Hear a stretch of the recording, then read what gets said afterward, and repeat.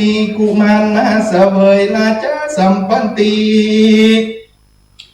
อยู่เสวยบ้านเมืองเต็มเฮาเตอเสนามาตั้งหลายอย่างใดเกินเกียรติเมื่ออ่านหากพระสังฆเจ้าตั้งหลายส่วนว่าพญา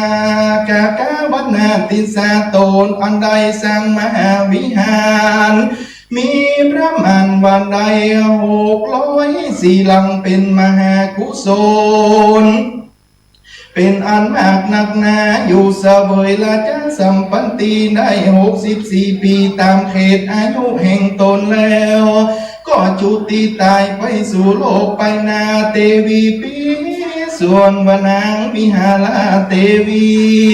ก็หือสร้างปราสาทไม้หงคำมาใส่สักสัตว์ทราบตนพญาแล้วในราชโลดไปไว้ไกลติดสามหาวิหารหน้าลามเพื่อจักทรงสักการดังนั้นนางก็ไว้เป็นภารกรรมแก่พระสังฆเจ้าทั้งหลายเมตตาส่วนมหาพระญาพระสังฆเจ้าทั้งหลายก็สัญญาบอกเก่าแก่ติดสาราชกุมารตนเป็นลูกอยู่ในเมืองตีฆาวาปีชื่อว่าเมืองหนองยาวส่วนมาติดสาราชกุมารนามาพร้อมนางสาราเทวีตนแม่แล้วพระสังฆเจ้าตั้งไหลก็เลิกซากทรงสักการพญาตนพ่อก็ฮือมาตานเป็นอันมากนักนาแก่พระสังฆเจ้าตั้งหลายก็ไว้พระสังฆเจ้าตั้งหลายด้วยอันครบยามเอานางราชเทวีอันเป็นแม่แห่งตนกับตั้งจังแก้วกุณดัลลาเมื่อสู่เมืองที่ข้าบาปีอันเป็นที่อยู่แห่งตนแล้วพญาดุตกามินีราชกุมารส่วนอันว่าพญาตุลคามินีตนเป็นปีอันไปอยู่ในอามาลายาดีปกาประเทศตินานก็หอมหับเอาหมู่จุมได้มากลายแล้วยินว่าพญาตนพ่ออันเมียนอายุจุติตายไปแล้วก็เอาหมู่จุมมาสู่มหาคัมบ่หันนางราชเทวีอันเป็นแม่แห่งตนก็บ่หันจังแก้วกุณนาลาอันเป็นจังแห่งพญาก็หูว่าติดสาราชกุมารอันเป็นน้องหากเอาไปดังอันเมื่อนั้นเสนาอามาตางลายก็พร้อมกับมาพิเศษเต้าพญาตนชื่อว่าอาพญาตุลคามินีราชกุมารเป็นพญาเสวยราชสัมปติบ้านเมืองเต้นพญาตนโปเลอาพญาตุลคามินีราชตนเป็นปีก็คนขาใจไปเอาจ้างเอานางราชเทวีอันเป็นแม่กับตั้งจังแก้วกุณดาลาแก่ติดสาราชกุมารตนนองตลาบทวน2 ตี3 ตีติดสาราชก็บอกเอามาเมื่อดังอันปีน้องก่อนลวดมีวาทะพิษเคียงกันอันด้วยกรรมบอกเฮาเสียจักไปจูว่าอันแล้วพญาทุตคามินีและเจ้าก็ตั้งแม่จุลามณีมีหมู่คนเสนาโยธาอันแก้วหางอันมากเป็นปริวันก็ไปที่ข้าวาปีด้วยกรรมาน้องเจ้าหางบ่แต่แลเฮาจับลบเอาว่าอันเมื่อนั้นทิสาราชกุมารตนเป็นน้องก็เอาหมู่พลเสนาโยธาแห่งตนอันมาโลกับโดยอาพญาตุลคามินีราชตนเป็นปีว่าอันเหมือนนั้นก็บ่อาจจับไปได้ก็ออกหนีไปพญาตุลคามินีราชก็ลวดหนีไปอาลาหันแต่เจ้าตั้งหลายก็ยังบังเกิดเมตตาคุณนาในพญาทั้งสองก็เนรมิตเป็นหมอกเป็นเมยกุ้มเสียบอกเสนาโยธาตั้งหลายหันกันเมื่อนั้นพญาตุลคามินีก็กฎหมายหูว่าเหตุการณ์อันนี้เป็นสันนิลอยว่าอรหันตเจ้าทั้งหลายมีเมตตากรุณาเนรมิตเป็นเจ้าแลว่าอันแล้วพญาก็ขึ้นมาสู่ยังมหาคาม อันเป็นเมืองแห่งตนส่วนว่าติดสาลาจะไปนี่แต่พญาตนเป็นปีก็ไปถึงยังแม่น้ำชื่อว่าภาวกาลานาทีต้องมีอำมาตย์ผู้เดียวหนึ่งมาด้วยก็ลงจากหลังมายืนอยากเข้ามากนักหนาก็ถามอำมาตย์ผู้นั้นมาดูกะลาอำมาตย์เข้าเอามายองส่วนนั้นเขามีจะแลอำมาตย์ผู้นั้นก็มีเขาใส่สะลมคำก็เอาสะลมคำใส่เขาอันนั้นแก่พญาติสาลาจากกุมารพญาติสาลาตนนั้นก็แต่งเขาสะลมอันนั้นเป็นสี่ส่วนหนึ่งตามแก่ภิกขุสังฆเจ้าส่วนหนึ่งเอาอำมาตย์ส่วนหนึ่งเอาแก่มาตัวนั้นแล้วส่วนมาพญาจับกินดังอันก็กล่าวเจิญอำมาตย์ผู้นั้นว่าตั้นจุงล่องสัญญาแก่พระอรหันตเจ้าตั้งหลายมารับเอาภิกขาหันตันแห่งเฮาเตอว่าอ่อนอำมาตย์ผู้นั้นร้องเอิญสัญญาว่าข้าแต่อรหันตเจ้าจูงเมตตาฮับเอายังภิกขาลาตานิยาตานั้นแก่ของพญาผู้คาจะเป็นของเปล่าได้ว่าอันเมื่อนั้นขีนาสวาอรหันตเจ้าตั้งหลายอันอยู่ในเมืองปิยังคาตวีปก็หูด้วยสัญญาดังอันมีทิปาโสตญาณก็บังคับขีนาสมาเจ้าตนหนึ่งชื่อว่าการตุกบุตรมาบัดนี้พญาติสลาดอันไปนี้มาแต่อันผู้ปีมาลบนั้นก็ใครฮือภิกขาลาทันอันเป็นตานวัดแก่ตนดิลีอาวุโสจุงไปหับเอาภิกขาลาตันแห่งพญาติสนันเตวะอ่อนส่วนว่าพระมหาเห็นเจ้าตนนั้นก็คุมพามิมือประดิษฐานสยองมาโดยลวงอากาศลงมายืนอยู่สองหน้าพญาบัดนั้นพญาก็ลอบเอาบาทแห่งพระเลวเขาอันแต่งไว้หือตันอันใส่บาทแล้วพญาก็ยินดีมากเลยส่วนว่าเขาอันจะกินนอนก็บอกกินเอาไปใส่บาตรพระแล้วแม้นมาอามาตย์ผู้นั้นก็บอกกินนะเขาของตนก็เอาปั่นใส่บาตรนั่นแหละเสียงตั้งสามปุ้นเต้ายางเหลือแต่ปุ้นอันจากคือแม่กินนั่นแหละใส่ในบาทแห่งพระอรหันตเจ้าพระโกฏหันเต็มบาทพญาหันเป็นสนั่นก็บังเกิดจิตตาปาสานตาศรัทธายินดีมากนักหนาส่วนมหาเห็นเจ้ารับเอาภิกขาลาตันแห่งพญาแล้วก็สยองขึ้นสู่อากาศลงมาในมีลังกาอันวิหารแจกเข้าในบาทนั้นแก่ภิกขุสังฆเจ้าตั้งหลายได้500 ตนก็มีแลภิกขุตั้งหลายพอสันอิ่มจุตนแล้วภิกขุสังฆเจ้าก็หากเอาไปแจกใจายแก่ภิกขุตั้งหลายอันอยู่ที่ไกลนั้นก็อธิษฐานเอาเข้าเหลือในบาทนั้นไปโดยลวงอากาศก็ลงไปพาโกฏสองหน้าพญาโดยอธิษฐานนาลิทีเพื่อกรุณาพญาอันบ่ได้กินข้าวนั่นแลพญาหันเป็นอัศริยะสันนั้นแล้วก็เล่งสาวยินดีซึ่งภิกขาลาตานแห่งตนอันมากนักนาก็รวดรับเอาบาเขาอันนั้นย้ำนั้นเสนาอามาตย์ทั้งหลายก็ไปหลอดไปตันพญาในตีนั้นพญาก็แจกเข้าในบาทเมื่อแก่เสนาอามาตย์ทั้งหลายได้กินอิ่มเต็มจุคนส่วนว่าพญาก็กินอิ่มแล้วก็สำละล้างบาทบริสุทธิ์แล้วพญาก็วางบาทอันเปล่าลูกนอนก็หาขึ้นมาโดยล่วงอากาศลอดสำนักพระสงฆ์ข้าเจ้าเมื่อเสนาโยธามาพร้อมแล้วพญาก็สำแดงยังภาวะอันกาหารแห่งตนด้วยกรรมเฮาเป็นแก่นใจผู้หนึ่งได้ดังพญาตนปีป้อยมาจูโลกเฮานิจาเฮาจะไป โลกกับโดยพี่เฮาเตอว่าอันพญาติดสาลาดกอดถลงจังแก้วอันชื่อว่ากุณาลาติมีผลนิกายเป็นปาลิวันก็ไปสู่มหาคามเพื่อจะไปลบกับโดยพี่แห่งตนเมื่อนั้นส่วนมาพญาพญาตุตคามินีราชาตนเป็นปี่หูวาพญาติสาราชาตนเป็นน้องจับมาจูโลกับด้วยตนดังอันก็ถลงมาแก้วจุลามณีมีผลนิกายเป็นปริวานอันไปเพื่อจะลบกับโดยพญาติสาตนเป็นน้องแห่งตนเมื่อสุรโยธาหันตั้งหลายมี10 คนอันมีกำลังมากนักนาอันเป็นสุรโยธาหันแห่งพญาตนปี่ก็ลำเปิง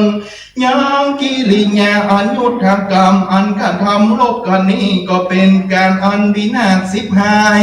ตายด้วยเหตุอันใดฆ่ากันดังอันควรเฮาจับมือพญาตั้ง2 พี่น้องอย่าได้ถึงกันเตอบาอันส่วนวสุรโยธาตั้งหลายฝูงนั้นก็สำแดงยังกายาพลภาวะอันแรงก็เต็มก็หกยนเข้ามาไปบนจ้างแห่งพญาติสาแล้วเสนาโยธาทั้งหลายถืออาวุธหอกดาบก็แวดจ้างแห่งพญาติสาต้นไว้บ่เฮอพญาทั้ง2 พี่น้องได้ถึงกันดังนั้นแลเมื่อนอนผลนิกายแห่งพญาติสาบ่อาจจะตั้งอยู่ใดถอยหนีนายจ้างกุณลาเอาจ้างหนีไปยังที่ควรส่วนพญาติสาก็ขี่จ้างปังหนีส่วนว่าพญาตนเป็นปี่ก็ไล่โตยพญาติสาหนีบ่ตานก็ได้จ้างไปเลี้ยงต้นไม้ขึ้นอยู่บนต้นไม้ลวดและจ้างเสียไว้นานแล้วเมื่อหันว่าบ่บนใดก็ลวดลงมาจากต้นไม้เล่นเข้าไปสู่มหาวิหารไปเปิ้งพระเห็นเจ้าอยู่ใต้แต้นเฝ้าพญาโตนาติมาหันตันแล้วพระก็เอาผ้าบงตีนแต้นแล้วก็นั่งเหนือแต้นเป็นดังบ่หูบ่หันนั่นแลเมื่อนั้นพญาดุทาคามินีไล่ไปตามก็หันพญาติสาเข้าไปสู่หงแห่งพระสงฆ์ข้าเจ้าพญาก็ถามว่าเจ้ากูยังได้หันพญาติสามาที่นี้ก็ว่าบ่หันจะแลเมื่อนอนพระมหาเห็นก็กล่าวว่าดูกาลามหาราชแต่ตนเฮามานั่งอยู่เหนือแต้นนี้ก็บอกหันพญาติสาแลว่าอันพญาก็หูอธิบายแห่งพระเจ้าโดยอันคนิ่งใจว่าพระหากคือพญาติสาเข้าไปอยู่ในแต้นแล้วว่าอันพระก็นั่งเหนือแต้นกล่าวว่าสนานเมื่อเป็นดังนั้นก็คนิ่งออกจากที่หงนั้นพระก็หือคนตั้งหลายมาอยู่รักษาอารามตั้งมวลแวดล้อมจูกำลังพอบ่ฮือพญาติสาหนีออกมาได้จูงเอามือไปว่าพญาก็ไปอยู่ที่หนึ่งแลในเมื่อคนตั้งหลายอยู่รักษาอารามมาจูลอดจูกำลังจูไปดันดังอันพญาติสาหาตั้งนี้บ่ได้พระมหาเห็นเจ้าก็แต่งอุบายเฮือพญาติสาจักหนีไปนั่นเฮือพญานอนอยู่เหนือจ้องน้อยเอาผ้ามาปกไว้เฮือพี่คู่หนุ่ม4 ตนห้ามออกไปนอกอารามปาดูดจะดำละอันตายไปเสียนั่นแลเมื่อนั้นคนตั้งหลายอันอยู่เฝ้าอารามนั้นหันอาการสนานเป็นอันหลากหลายก็เข้ามาลู่มาจริงเอาก็โยกเอาผ้าอันโปกออกเสียหันแลหัวพญาติสาเข้าเอาสำแดงแก่พญาพญาดุทาคามินีตนเป็นปี่เมื่อนอนพญาดุทาคามินีก็กล่าวว่าดูลากิติสาดังตันบอกการทำตามคันลองวัดปฏิบัติแห่งเทวคคุณแห่งตนอันจาจิลาอนาลาจะสัมปติจริงเอาผลนิกายนั้นบ่มีแก่เฮาในเทวคคุณ แห่งตนว่าอันแล้วอธิบายพญาตนปีมาลาจาปะเวณีธรรมอันละจารสัมปันติตั้งมวลหากล่างถึงแก่เฮาอันเป็นปีใดเสวยเมืองแตนพ่อก่อนใดเฮาไฟถามเอายังนางราชาเทวีอันเป็นแม่กับตั้งจันแก้วกุณลาก็บอกแก่เฮานั่นจาก็ลวดหนีไปสันนี้จุงจักคงจุงบังราชาเทวีเจ้าตนเป็นแม่และจังแก้วกุณลามาเฮาแต่แลว่าอันแล้วก็คนเมื่อมาสู่มหาคำอันเป็นที่อยู่แห่งตนแล้วพระญาก็มีสิเนหาอันฮักแม่ใครหันราชาเทวีอันเป็นแม่แห่งตนก็มาใจราชาผู้ลิสานตั้งหลายติดเอาราชาเทวีกับโดยจังแก้วกุณลามาตนเมื่อนั้นพญาติสาตนน้องก็เมื่อสู่เมืองที่ข้าว่าปีคือว่าเมืองหนองยาวอันเป็นที่อยู่แห่งตนก็เข้าไปสู่มหาวิหารไว้มหาเห็นเจ้าตนชื่อว่าโพธิหญาติสาว่าข้าแต่เจ้าครูขอเจ้ากูเป็นพันธานพิกูสังฆเจ้าตั้งไลหาตนกับตั้งพญาติสาลาจาและนางราชาเทวีตนเป็นแม่จัดแลอันนามาสู่มหาคำพระมหาเห็นเจ้าก็พญาติสาอยู่ในที่หนึ่งก่อนก็เข้าไปเมตตาพญาทุตาคามินีพญาก็คนตั้งหลายบูชาผู้อาสนะนั่งแล้วก็เอาเข้ายาคูมาตันแก่พระสังฆเจ้าพระสังฆเจ้าตั้งหลายรับตันสันเขาพญาก็มานั่งตีกายพร้อมกับโดยมหาเทวีเจ้าก็กล่าวว่าข้าแต่เจ้ากูน้องข้าพญาติสายังไว้เจ้ากูเป็นสันได้จาว่าอันพระมหาเห็นเจ้าก็กล่าวว่าดูลามหาราชส่วนอันว่าพญาติสาลาจาอันเป็นน้องก็ยังมาเพื่อให้เราเป็นประธานนำมาสู่สำนักเพื่อจะอภัยกรรมซึ่งมหาราชเจ้าขอมหาราชเจ้าขมาโตจุภการว่าอันแล้วเมื่อนอนนางราชาเทวีอันเป็นแม่ก็เข้ามาสู่สำนักพญาอันเป็นลูกแห่งตนโดยพุทธสิเนหายังลูกแห่งตนพญาอันเป็นลูกได้พระโสภกนากับมันดาอันเป็นแม่แห่งตนสนันก็บังเกิดปีติประโมทจมชื่นยินดีก็หายังติดสาลาจาอันเป็นน้องแห่งตนมาพญาก็บ่อยพระมหาเห็นเจ้าว่าข้าแต่เจ้ากูส่วนว่าผู้ข้าทั้งหลายแม่ลูกคือว่าพี่น้องเจ้ากูเป็นตนประกอบด้วยเมตตาผู้ข้าทั้งหลายผู้ข้าก็ได้ชื่อว่าเป็นทาสแห่งพระสังฆเจ้าทั้งหลายมีเจ้ากูเป็นประธานบัดนี้ก็ขอเจ้ากูจุงหายังสามเณรตนหนึ่งมีอายุได้7 ปีมาเตอร์บอนข้าจักกล่าวกำสัจจะวาจาฮือสามเณรตั้งหลายอันยังหนุ่มยังน้อยได้ยินเป็นสักขีสานีแก่กรรมในกาลอันมีมาในภายหน้านิเตอว่าจังนั้นแล้วพญาก็กล่าวว่าอิโตปราพันเตข้าแต่พระสังฆเจ้าแลกแต่การลาบัดนี้ไปนากิริยาอันว่าผิดเทียงกันนั้นอย่าได้มีแก่ผู้ข้าแม่ลูกพี่น้องเตอว่าอ่อนดังติดสาอันเป็นน้องแห่งข้าจูงมาเป็นภารกรรมเป็นนาพระสังฆเจ้าตั้งหลายได้สั่งสอนเป็นทันดกรรมนั้นเตออันเป็นวิวาทาผิดเทียงกรรมอันนี้อย่างใดมีตลาดถึงลูกถึงหลานไปนาพระสังฆเจ้าตั้งหลายจุงเป็นที่เปิ้งและสังขีพิญญาณเตอว่าอันแล้วก็ติดสาอันเป็นน้องนั่งในตั้มกลางพระสังฆเจ้าตั้งหลายก็โอวาทคำสอนจุภาการส่วนว่าติดสาลาจาก็รับเอาโอวาทคำสอนแห่งพระสังฆเจ้าตั้งหลายมาโคสา ทลาตั้งสามแม่ลูกพี่น้องก็สมาคมเสวยปณิโภชนาหารในภาชนะคำอันเดียวกันนั่นก็มีแลกันว่าคิดแห่งถ้อยคำตั้งมวลพญาก็ทรงพระสังฆเจ้าตั้งหลายเมื่อสู่ที่อยู่สำลานแห่งตนก็มีแลปลายลุนนั้นพญาก็แต่งรางวัลเป็นปันเลี้ยงหมูลิปนขกุลศีนาโยธาตั้งหลายแล้วก็เป่ารับปัจจาเจ้าเมืองตั้งหลายการทำไรนาได้เข้ามามากลายอยู่ตั้งบริโภคเป็นสุขสำลันเปล่าสั่งเครื่องเสื้อคงไข่หอกดาบ3 ปีพร้อมจุภาการก็มีแลภาการหนึ่งพญาก่อนทำโบราณอมาตโดยฝูงอันนาควาธาตุแห่งพระพุทธเจ้า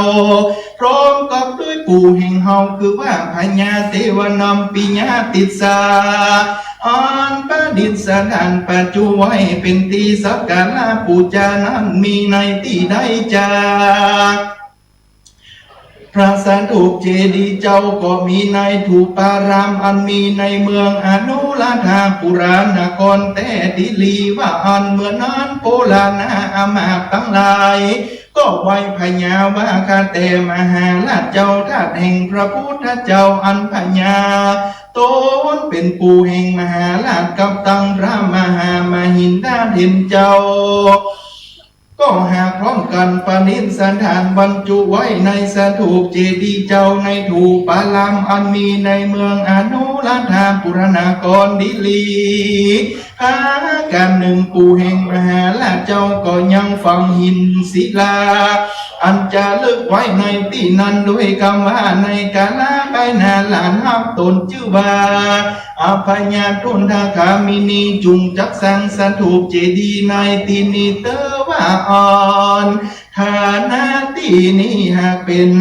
ที่อันปัจจุสลีลาธาตุแห่งพระพุทธเจ้าตั้งหลาย3 ตนอันลวงมาแล้วแม้นว่าสลีลาธาตุนอนมีดุดำมีดเบื้องขวาแห่งพระพุทธเจ้าก็ยังปัจจุไว้ในที่นี้แลว่าอ่อนเมื่อนั้นพญาได้ยินคำอันโบราณอามาตตั้งหลายหากเก่าดังอันก็มีความยินดีเป็นนั้นมากนักหนาไปหน้าแต่นั้นพญาพญาดุลดังคามินีลาดก็ล่ำเปิงนายลาดจังโอลานไทยได้แล้วก็ฮือเป่าออกมายังจันตุลังคาเสนาพลนิไก่ตั้งหลายมาพร้อมจูตนพญาก็จับกับติสากับตังติสาลาจาตนเป็นน้องก็ไปสู่มหาวิหารไว้สั่งกับเจ้าตั้งหลายว่าเมื่อผู้ข้าทั้ง2 พี่น้องไปสู่ปรังกากรรมเพื่อจักยกย่อยังวลาปุณณศาสนาพระพุทธเจ้าลุ่งเรืองจักนาเป็นอันมากนักดีลีขอพระสังฆเจ้าทั้งหลายจุงแต่งเจ้าภิกขุทั้งหลายกับโดยผู้ข้าตั้ง2ได้ไวนบสักการะปูจาทาตันจุวันแลตีนั้นกิริยาอันได้ไว้ปูจานั้นตานผู้ข้าก็อย่าได้ขาดหายเตอว่าอ่อนเมื่อนั้นพระสังฆเจ้าตั้งหลายพร้อมกับโดยกรรมเฮาตั้งหลายจะกระทำตามกรรมแห่งพญาบ่สามารถขัดขืนได้แต่แลอันหนึ่งเฮาตั้งหลายก็ควรหันแก่กรรมพญาว่าจักใดยกย่อยังวลาพุทธศาสนา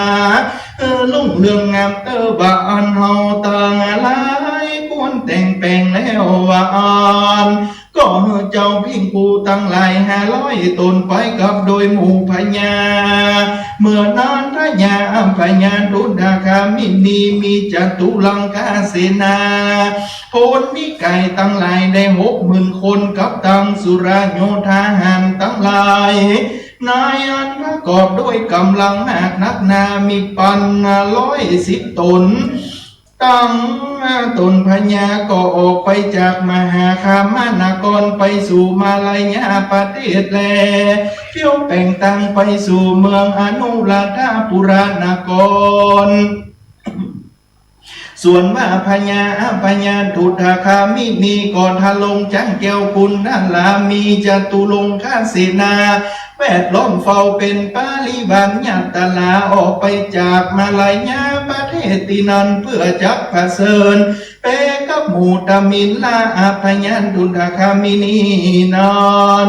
ปันปาย110 คนแก่แก้วหานมีกำลังแรงมากนักหนาเขานั้นมีดาบยาว4 ศอกกว้างศอกหนา10 นิ้วตั้งโคนการจู้คนว่าอันลิลีหาดาบเฮายาวก็ร้อยว่าโลกใดโดยง่ายเตอเฮาจับตังเขาเฮาจับตังเขาลายจันทับหลวงพญาเจ้าแห่งเฮาท่ามกลางทับคนสืบนั้นจับเข้าไปนาทับสืบกันตั้งลำทับเนี่ยมันดีลีคือแวดมีหอก1 หอกเหลือไว้เฮือเป็นที่เปิ้งแล้วเฮาเนี่ยลบกันเตอว่าอ่านเขาตั้งเป็นพลโยธาตั้งหลายมี3 จันสืบกันไปเป็นทับซึกไปนาก่อนแลเมื่อนั้นส่วนมาพญาพญาทุตคามินีไว้นางละจ้ามันดาแม่ตนกับตังพระสังฆเจ้า500 ตนอยู่ในทับแล้วแต่งเฝ้ารักษามันกุงดีลีส่วนว่าตนพญาก็ทะลงจังแก้วอุณดาลามีเศรษฐศัพท์ปิดกันไปบนมีพลนิกายโยธาหันตั้งหลายนายแล้วจากตู้ลังคาพลนิกายเป็นปริวันก็ไปสู่สุราโยธามี10 คนนั้นเป็นกำลังแวดล้อมเฝ้ามีล้อมเฝ้าหน้าจ้างพญาหากเต้นขึ้นไปสู่อากาศก็ทิบลำทับเจ้าอันเป็นเจ้าโดยทวน3 แต่งฝุ่งเต้าไปนั่นแลทามินลาเจ้าโดยตั้งหลายอยู่บ่ได้หนีเข้าไปรอบทับทวน2ก็ดาลบกันอยู่อย่างนั้นแลทวน2 3 เตื้อก็มีแลส่วนวาโยธาอันมหาเสนาใหญ่แห่งเจ้าทามินลาอันมีพญาเอลาลาอันมี5 คนผู้หนึ่งชื่อว่าทีฆาชันโตผู้หนึ่งชื่อว่าอาจาริญะผู้หนึ่งชื่อว่าพานุสาวาผู้หนึ่งชื่อว่าจตุรุโสลาผู้หนึ่งชื่อว่านิมมโล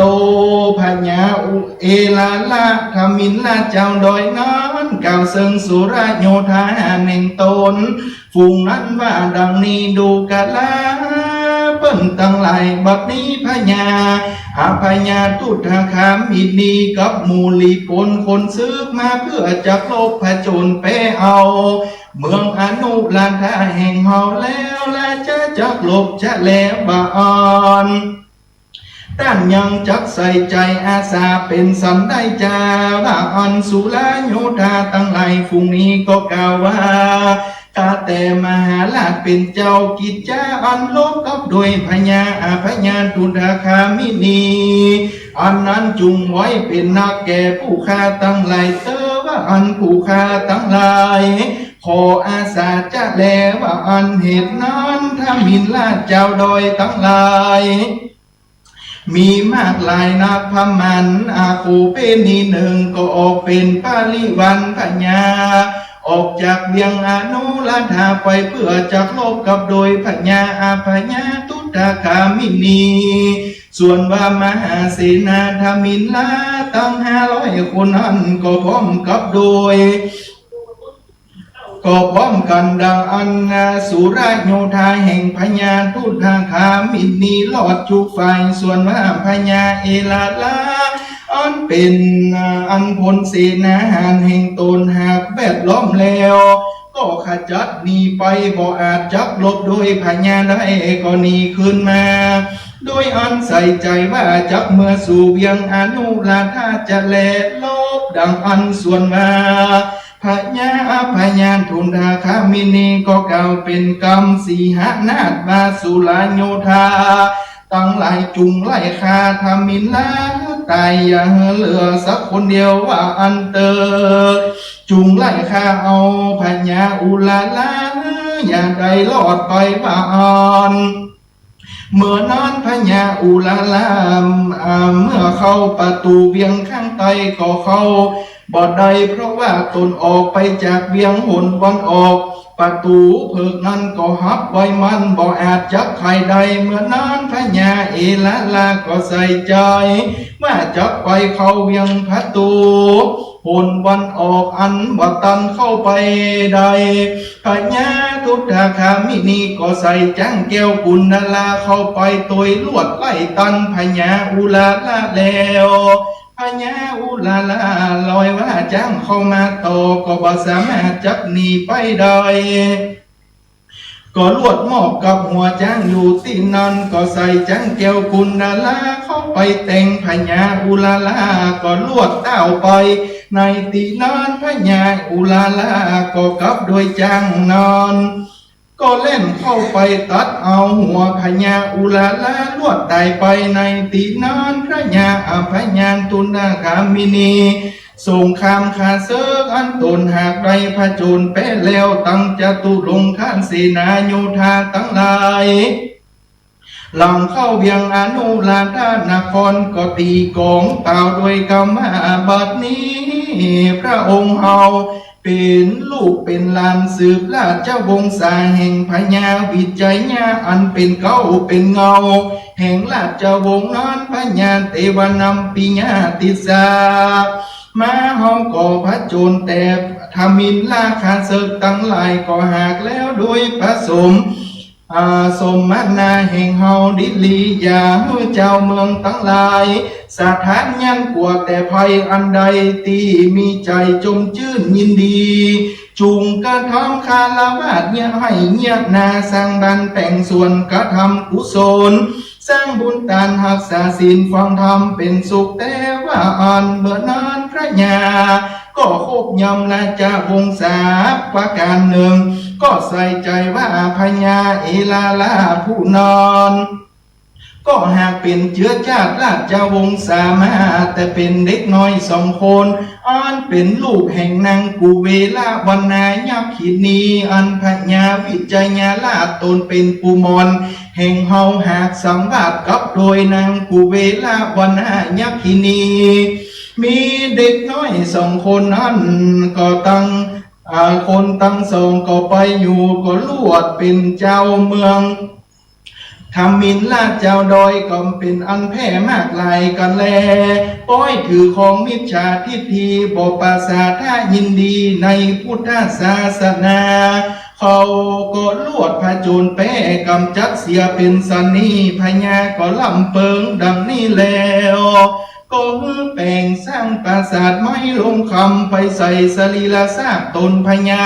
อุลาลาทรงสักการทอเสียในตีนั้นก็เป็นอันสั่งอารามความที่เผานั่นแลจัดเอาทามินละเจ้าดอยผู้อยู่เฝ้าอันที่เหลืออยู่นานรักษาอารามตีนั้นใส่ชื่อว่าใจญาอารามพญาก็สักการะปูจาทรงเสพกับโดยตุลิยานนทีป่าวคนตั้งหลายเล่นมาหอละโซปูจามากนักหนาแลพญาตุนทาคามินีอันใดพระจุนแก่ทามินลาสันนั้นแล้วความตอนใดคือมาขึ้นมาสู่เวียงอนุราธานกรหาภัยยากกังวลอนทลายบ่อนใดก็อยู่เสวยลาภสัมปติเป็นพญาเอกราชาธิปติภาพลังการทวีปตั้งมวลแล้วก็ล่ำเปิงถึงกูลอันพิเศษแห่งภูมิพันเทวาอมาตย์อาณารักษาพญาก็องค์คำฮึแก่เจ้าเมืองตั้งหลายอันเป็นทหารเสนาโยธาตั้งมวลนั้นก็มีแลก็ทรงเต้าหักษาคนเป็นอนาคนักนาวันปูจาภูลาวิเศษแห่งพุทธาเทวาอามาตย์เป็นตานทานันตาลาอันเป็นมหาอามาตย์ใหญ่เป็นประธานแก่เจ้าพญาตั้งหลายกาลานันพญาเทวนัมปิญาติสามาเตตินันนังประหารได้สามรบก็ได้มีพ พญาอภญาทุธาคามินีใดพระจุนแป้แก่ธมินลาเจ้าดอยต่างหลายในปีปียีสักกะลาดใด800 ตัวพญาอภญาทุนทาคามินีก็ต้องก็ตั้งสักกะลาดเก้าตั้งสักกะลาดใหม่ตัวหนึ่งในปีกฎเมาอติวาลาพุทธศาสนาลวดใด328 วัสาในลังกาตวีปก็มีโดยพระการดังกล่าวมานี้แหละนานิติตังขีญาอันกล่าวยังทำอุปคูตผูกท่วน8ก็บังกลมสมเลศเสด็จนมยังสาธุกรังจโรมาเสสาธุสาธุสาธุพระธรรมเทศนามหาอุปคุตผูกที่8คน2สุดท้ายเทศนาโดยท่านพระมหาพิชัยกิติยาโนเจ้าวัดวัดดอยแก้วเทศนาจบลงไป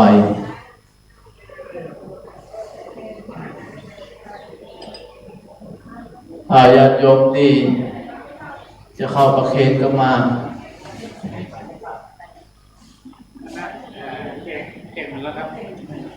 คณะแจงเหนือ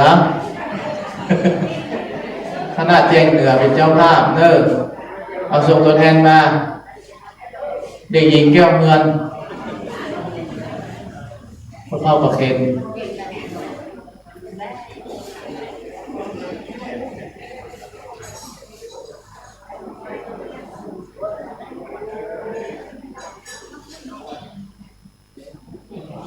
วันนี้ผูก8ศีลหน้าผูก9ศีลในผูก10แฮม2ศีลจบก็นาพระพุทธมาจบแล้ว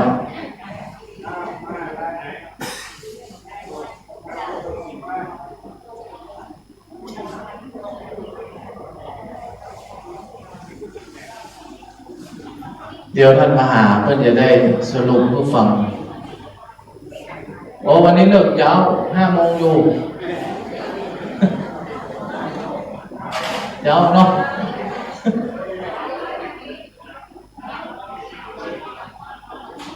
เลิกยาวขออย่าเมาไปเล่าวันกันใช่ไหมเลิกค่ำหน่อยมีอยู่ก่อน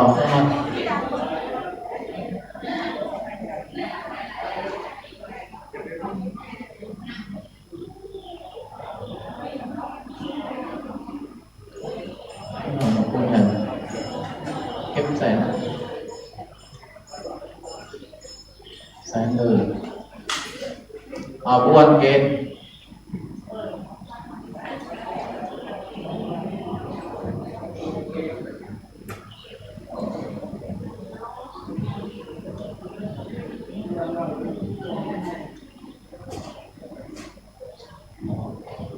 ก่อนที่จะได้เงินผลสรุป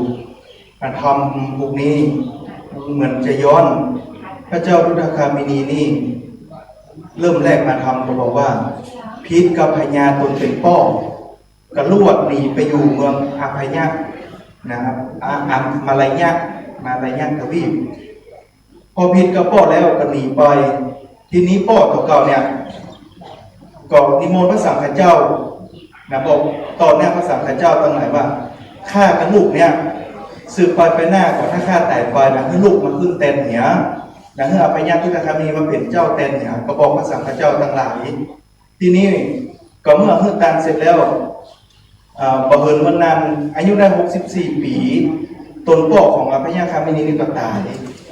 ทีนี้เนี่ยเจ้าเมืองตั้งหลายนะพระสงฆ์เนี่ยแทนที่จะเอาอภัยญาตุกคามินีมาก็ลวดไปเจอน้องชื่อปีศาจมาแทนนะน้องปีศาจนี่มาถึงเมืองแล้วก็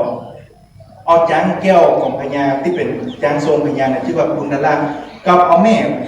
ตกเก่าไปอยู่เมืองที่ข้าบาปีหนองยาวเอาไปอยู่บุญเสียพระเจ้าอภัยญาตุกคามินีนี่พอหูข่าวก็ปีกมาแล้วก็ถามหาแม่กระจ้างบอกว่าโอ้น้องตัวเอาไปเมืองที่ข้าบาปีแล้ว ก็เลยแต่งเพื่อคนไปขอคืนมาน้องกับเฮือกับมันอันก็จะลบกันก็แต่งโยธาต่างหลายไปลบตีเมืองตีข้าวบาปีน้องสู้ก็ได้นะคนที่เป็นปิศาจเนี่ยสู้ไปแล้วก็หนีไปแล้วก็ระหว่างทางเนี่ยก็มีเสนาเนี่ยอยู่ตัวก็เลยเข้าปานอาหารเนี่ยฟืดเครื่องแบ่งกันมี3ปูนเพื่อตัวเก่าปูนนะเพื่อแม่ปูนเพื่ออามาปูนหนึ่งและเพื่อแม่ปูนหนึ่งและเพื่อนิมนต์พระอรหันต์แต่เจ้านาเข้าการเหี่ยวน้องก็มีความเริ่มสายในพุทธศาสนาเหมือนกันก็เพื่อตามพระสังฆเจ้านี่ก็มอบพระขีณาสพตัวหนึ่งมาเข้าการเข้ามาหลายมอก4ปูนก็ใส่เต็มบ้านเลี้ยงทุกเจ้าได้500 ตนก็ยังเหลืออยู่แล้วเหลือเสร็จก่อนอธิษฐานบาตรเพื่อมาเพื่อพระเจ้าติสานิกินแถมพระเจ้าติสานิกินเสร็จก็ล้างบาตรให้สะอาดก่อนอธิษฐานบาตรก็ปิ๊กขึ้นมาทีนี้พอกินข้าวแล้วก็มีเฮงฮึกเหิมโอ้พระอรหันต์แต่เจ้านี่เป็นเหมือนอยู่ฝ่ายข้างตนก็แต่งลบก็อ้ายแถมลบก็สู้มาได้ก็หนีเข้าไปในวัดนะวัดคามาวิหารหนีไปลบอยู่พื้นแต้นนะเพื่อพระโปกไว้เพื่อพระมหาเถรเจ้านั่งบนแต้นซ่อนไว้มหาเถรเจ้านี่ก็จะเงียบกันเลยกับไรถ้าบอกแล้วกับลูกนี่ก็จะตายเนาะพระยาพุทธคามินีกับโตยมาตาน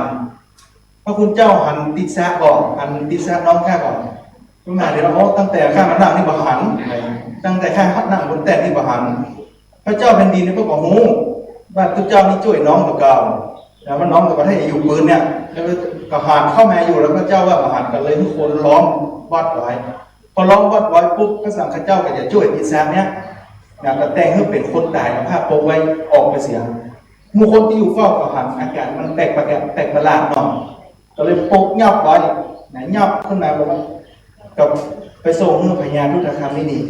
พญารุทธคามินีก็บอกว่าน้องเนี่ยยิ่งอย่างบัดทำตามคลองขกุลก็กระโปรงไว้แล้วเวลาสืบราชบัณฑิตคนเป็นให้ก็ต้องได้สืบตัวก่อนเอาไปสืบนิยามอย่างเงี้ยนะเพราะทีนี้ก็ด้วยความเป็นพี่น้องก็เอ็นดูกันอยู่ก็เอ็นดูกันกับบอกว่าเอาคืนแม่มาเอาจ้างมาโตยห้องมหาเทวีมาอยู่ตัวแล้วจ้างมาโตยก็เลยไปบอกพระสงฆ์พระเจ้าตั้งแต่วันเนี้ยจากนี้ไปเนี่ยขอให้เนรมาเป็นสักขีพิญญากรรมเอาเนร7 ขวบมาเพราะเนรน้อยเนี่ยมันบริสุทธิ์รุ่นไหนปีน่ะ7 ขวบเนี่ยเอามาเป็นสักขีพิญญาจากนี้ไปฆ่ากันน้องแม่ลูกเนี่ยขออย่าได้ผิดเพียงกันส่วนน้องใจที่มาลูกจริงเนี่ยก็ฮือพระสังฆเจ้าเนี่ยอบรมสั่งสอนเป็นทันบนเหียเนี่ยก็ได้เสวยเมืองแล้วก็พอจากนั้นก็ลบแต่งกับหมู่ชาวทมิฬละชาวดอยคือในลังกาทวีปเนี่ยมันมีชนชาวทมิฬอยู่นะชนชาวทมิฬเนี่ยมีพระเจ้าเป็นดินชื่อว่าเอลาละก็ลบกันเนี่ยลบกับพระเจ้าพุทธคามินีเนี่ยแล้วก็การโดนตัดหัวแต่ที่เวียงประตูเวียงนะและทีนี้พวกเราเพิ่งส่งสักการอย่างพระเจ้าเป็นดินบอกว่าแป่งวัดรวมที่เผาขนาดนะแล้วบอกว่าเนี่ยทมิฬละเนี่ยแต่เดิมทีเนี่ยเป็นลูกของพระเจ้าวิจัยยะอันเป็นเชื้อข้าวขุนพระเจ้าเป็นดินเหมือนกันปูมอนตัวเก่าพระอันเดิมปูมอนตัวเก่าไปเสพสังวาสกับนางยักษินีมีลูกออกมา2 คนแล้วก็แพร่ออกมาเป็นเจ้าทมิฬละเพราะฉะนั้นมันก็เป็นเชื้อข้าวขุนเท่ากันนะกับแป่งวัดไว้แล้วให้เจ้าทมิฬอยู่เฝ้าจากนั้นกับปราบดาพิเศษตั้งสักการะลังกามาทำบุญมีกระโจมได้ยากนะนี่ก็ถึงมดถึงมวลนะมันมีวิทยาสูตรก็ไปวนกันมานะคนอ่านก็เอาหัว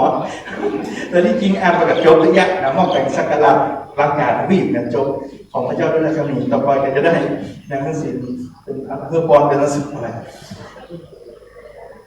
ยัตถาวาริวหาปุราปริปุเรนติสาคลังเอวะเมวะอิโตตินังเปตนังภคปฏิจิตตังมริตังตุมังคิปะเมวะสมิจจตุสเปปุเรนตุสังกปาจันโทปนัสโสยถามณีโชตินะโสยถาธิคากะละปะนี้ก็หากเป็นวันดีที่เทียนพิเศษเหตุว่าเดือน12เป็นอะไรมาจับจอดตอดเติงรัศธาผู้ขาทั้งหลายผู้บุกคนนั้นเป็นสถาบันพระธาตุเจ้าสีจำตองนี้ก็ได้สนงวงไฟตกแต่งเป็นวงน้ำพยามดุภูผาราชาดวงดอกข้อตอกดอกไม้ประดุษยตันผูใจยังทำอุปคุตผูกพ้นแปร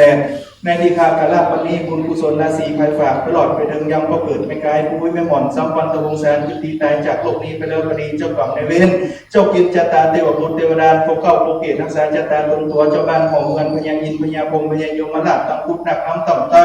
ปรมัยในสวนถึงแม่ธรณีสริกุตามหาหมันตนจำบุญและจำบาปตนจำน้ำหยาดในตันคนในหนังสือ32ตัวจุงมาจดมาลายมาชื่อราชธาบุคคลทั้งหลายกุกุกุลคนนี้วันในสุวรรณหลับปัตตาหลับเงินหลับคำสนามจำจืดไว้ตกน้ำอย่าให้ไหลตกไฟอย่าให้ไหม้ให้การกลุ่มลุ่งเรืองคดีกว่าร้อยต่อปันตีพ้นเสียจากข้อปีข้อเดือนข้อวันข้อยามเมื่อมีจบปีจบเดือนจบวันจบยามไปใจนะยุ่งจะมีเรื่องแต่เดลีสปีติโยวิวัชชันตุสัพพโรโคนัสตุมาเตวรันตรโยสุขีดิคายโภควะอภิวาตนาสีลิสนิจังพุทธาปัจจยิโนจัตตารโรธรรมวัฏันติอายุวันโนสุขังปะลาสาธุสาธุสาธุเอาตีกลองจังเด็กเลย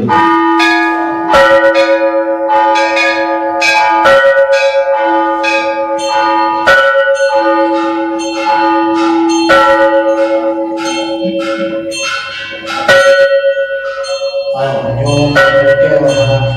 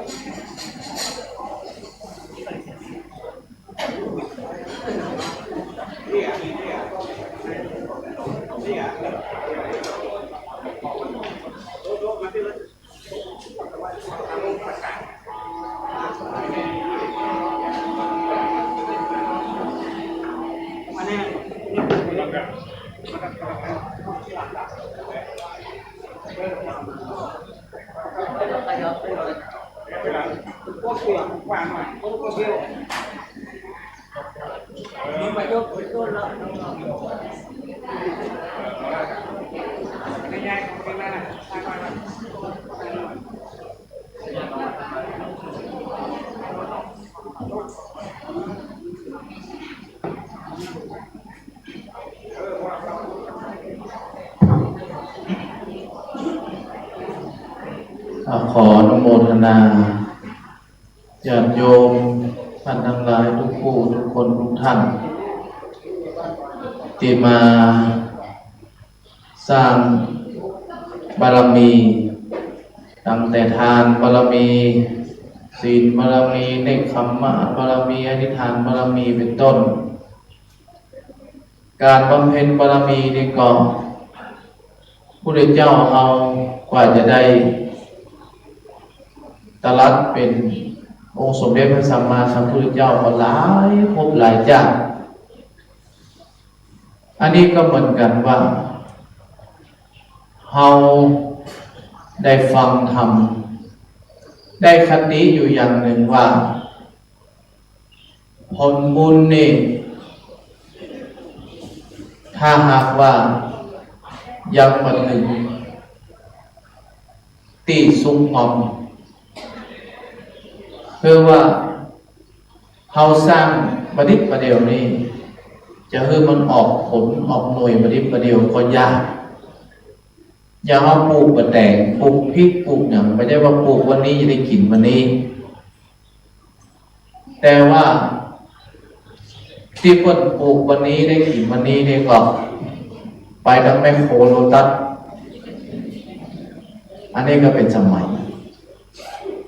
แต่ว่าหากว่าคุณบอกว่าคนที่ทำดีเนี่ยกว่ามันจะมีผลออกมาได้เนี่ยยากแต่ว่าถ้าหากว่ามันมีผลออกมาแล้วนั่นคือผลวิบากแห่งกุศล ศรัทธาญาติโยมกันทั้งหลายที่มาฟังเทศน์ฟังธรรมเพื่อตามรักษาศีลเนี่ยเขาสั่งสมแต่น้อยไปอย่างเอาล้างมือเนี่ยไม่ใช่ว่าล้างน้ำก๊อกเดียวพุ่มมันจะหมดล้างไปขัดไปใส่แฟบช่อง เอาหุยเป้าก็ถูห้องอย่างนี้เป็นต้นจิตใจคนเราเหมือนกันว่าจำละด้วยธรรม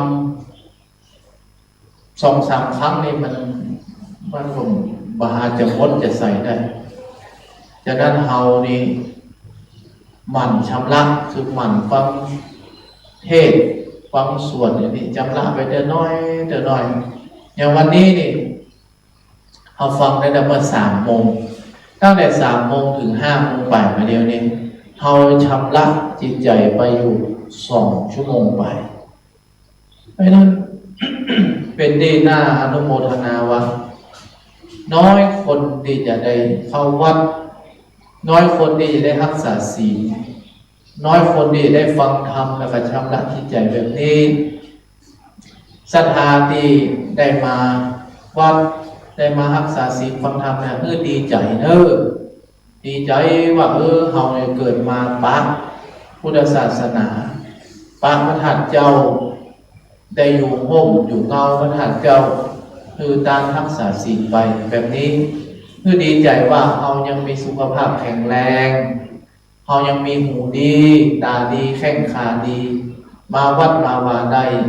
คือดีใจอย่าไปน้อยเนื้อต่ำใจ